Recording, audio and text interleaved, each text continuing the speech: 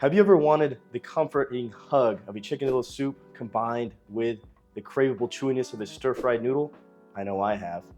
Introducing Pancit Bihon, the Filipino noodle dish that might as well be the national dish second to chicken adobo. Welcome back to Big Time Eaters, and welcome back to Big Time Recipes. I'm Ezra. Let's talk about the ingredients. A full shredded chicken from Costco, sliced Taiwanese sausage utilizing the pork and chicken mixture, cornstarch sticks, sliced up cabbage, salt and pepper to taste, as well as white pepper, a packet of Magic Sarap, crispy chicken skin crackers, carrots julienne, celery julienne, onions sliced with the grain, the zest of 1 lemon, and that same lemon sliced into wedges, minced garlic, a mixture of light and dark soy sauce, oyster sauce, chicken stock, or hot water. All right, guys, let's go ahead and talk about one of the cornerstone dishes of Filipino cuisine, one of the cornerstone dishes of my own childhood, and that starts with heating up our wok over our induction burner. So we're turning this on, we're gonna get it out to a 5 out of 10, and then we're gonna generously coat the bottom of our wok, because the first step to making a great Pancit Bihon is a lot of oil and then frying the carrots so that they're golden brown and that sweetness is released. And pancit is one of those dishes where you talk to any one Filipino person and they're gonna do it a little bit differently. There's gonna be some slight adjustments, but at the end of the day, it's gonna be one of the most comforting dishes that you make. And this dish is one of those ones that holds a lot of meaning for me. It's been pretty present throughout my childhood and now into my early adulthood. I've had it or made it hundreds of times at this point. So it's definitely a part of me as a person. And it's also one of those dishes that I've made when I'm feeling a little bit down or need a pat on the back. Basically, some comfort from food. I can see the wisps of smoke starting to come up. So we're gonna get these added in. And as you can see immediately, the oil is starting to bubble around the carrots, and that is a good sign. Because we want to release that sweetness and develop that nice, soft, but chewable texture in the carrot so that it's not, too crisp into the tooth. Make sure, give it a couple tosses, get every bit of the carrot covered in oil. So we'll give this about 4 or 5 minutes until they're golden brown and softened. All right, that is right where we want them. We got little pieces that have gotten a little bit more golden brown on them. All right, now that our carrots are about where we want them, we're just gonna remove them back and set them aside to add back later. And we're gonna do our best to leave a bit of the oil in there because next up is going to be our onions and celery. So we get this removed and then we'll be on to the next step. All right, so we left a good portion of the oil. So next up is we're going to add in our onions. I'm gonna give these a little bit of a head start before the celery. Let these soften up for a few minutes. I'm gonna give it about a minute or two head start on the celery, but we're building our layers of aroma. So we infuse the oil with that sweetness of the carrot, release some of that sweetness. We're gonna get some more sweetness here and aroma from our yellow onion. Man, I've been reading the news lately about the Philippines. The agriculture as far as farming and things like that isn't very modernized. So prices of onions have actually skyrocketed. I read the other day that one onion, or one half of an onion, just a piece, is what translates to about $11 US, which is kind of mind-boggling to me.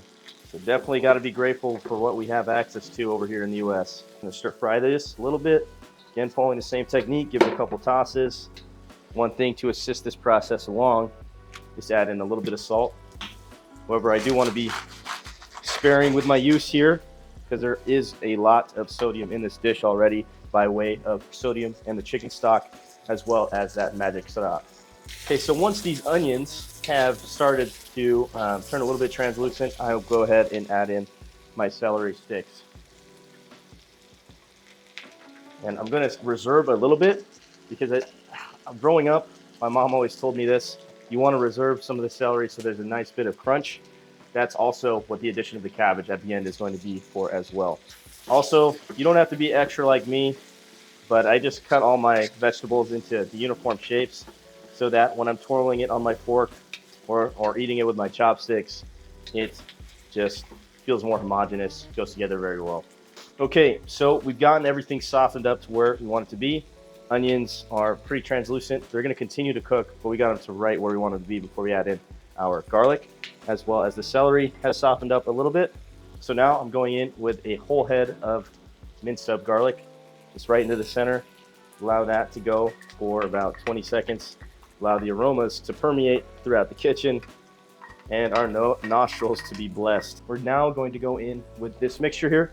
It is a mixture of light and dark soy sauce. I have the ingredient amounts listed below. And we're going in with that. And now here, oyster sauce. Again, ingredient amounts will be listed below.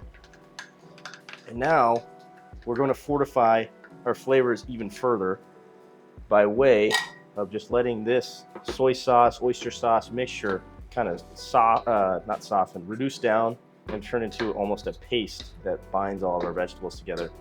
And guys, the smell in here is incredible. Another optional addition here, if you choose to add it, would be patis or fish sauce. That's not something I ever added or ever saw my mom adding. So I'm going off my childhood recipe as well as the modern touches I've applied. So we're turning up our wok now to about a 7.5 out of 10. Let's really cook this hard, make the sauce reduce quicker. All right, guys, you can see here that the majority of that liquid has cooked off, and we are ready to deglaze with our chicken stock. And we'll go ahead and pour this in. And actually going to have to add a little more liquid. So I'm going to fill up another one of these and we'll go in with that. And this is one of those things that I kind of always just do by feel. There's not really an exact amount. And this is another representation of like the beauty of Filipino cuisine, because we're making what's essentially a stew and a soup, because we've got a broth here right now. But the cornstarch sticks that we're going to be utilizing is going to drink up that broth and be infused with all the flavor that we've got here. So we're going to let this come up to a bit of a boil, a bit of a simmer first, and then we'll go in with our cornstarch sticks. There's many different types of pancit throughout Filipino culture. Pancit canton, pancit palabok, but I have always identified pancit with the bihon form of that, and that for me means using cornstarch sticks. Made it with the rice noodles before, they don't hit the same. This has a better texture and I feel like a nice springiness to it. So if you have an Asian store nearby or a store that carries some cornstarch sticks, I highly recommend utilizing that rather than rice vermicelli. They're very similar in look initially, but I promise these cornstarch sticks are the best. You do want it to be a little bit saltier than what you'd expect to be eating when you're making this, because these little sheets of noodles are going to drink up that broth and it's not going to be as salty.